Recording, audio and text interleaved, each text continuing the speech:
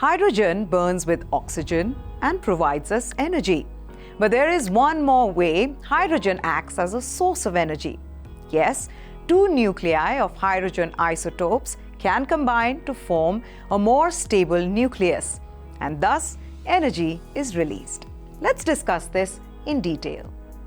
The sun is an enormous source of energy which makes life possible on Earth. In 1 second, the sun churns out more energy than has been used in all of human civilization.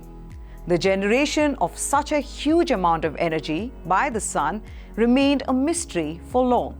But it is well known that the secret of the sun's energy production is a process called nuclear fusion. In this topic, we shall study nuclear fusion and the conditions required for nuclear fusion reactions to take place. We shall understand nuclear fusion with the help of an example. A deuterium nucleus has 1 proton and 1 neutron, and a Tritium nucleus has 1 proton and 2 neutrons. If we fuse these two nuclei, we will end up with a helium nucleus and a neutron. The mass of the deuterium nucleus plus the mass of the tritium nucleus is more than the mass of the helium nucleus plus that of the neutron. This difference in mass is manifested in the release of energy as given by Einstein's mass-energy equivalence relation. Such a process in which lighter nuclei fuse to form a heavier nucleus along with the release of an enormous amount of energy is called nuclear fusion. Let us look at the curve of binding energy per nucleon versus mass number of atomic nuclei to see which nuclei can produce energy through nuclear fusion. Here we see a region in which the curve rises steeply. The nuclei in this region, like hydrogen, deuterium, tritium, helium, etc., have very small binding energy per nucleon. These nuclei can fuse to form a heavier nucleus, which has a larger binding energy per nucleon. But these fusion reactions can take place only under certain conditions. Nuclei of atoms have a positive charge, and hence, when they are brought very close, they repel each other. This Coulomb repulsion must be overcome to bring the nuclei close enough so that they can fuse. This may happen if they collide at a very high speed.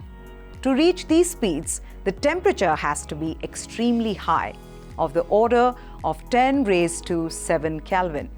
But if the density of the gases is low, the nuclei may miss each other. Therefore, the density of the gases should be high enough so that the nuclei can hit each other. Since fusion is brought about by high temperatures, it is called thermonuclear fusion. The core of the sun and the other stars is the perfect cauldron for fusion reactions to occur. The core of the sun is incredibly dense and hot, the temperature being 1.5 times 10 raised to 7 Kelvin. It is on account of these continuous fusion reactions occurring in their interiors that the stars, including the sun, get the energy to shine continuously for billions of years. To summarize, the sun and other stars release an enormous amount of energy due to continuous fusion reactions occurring in their interiors.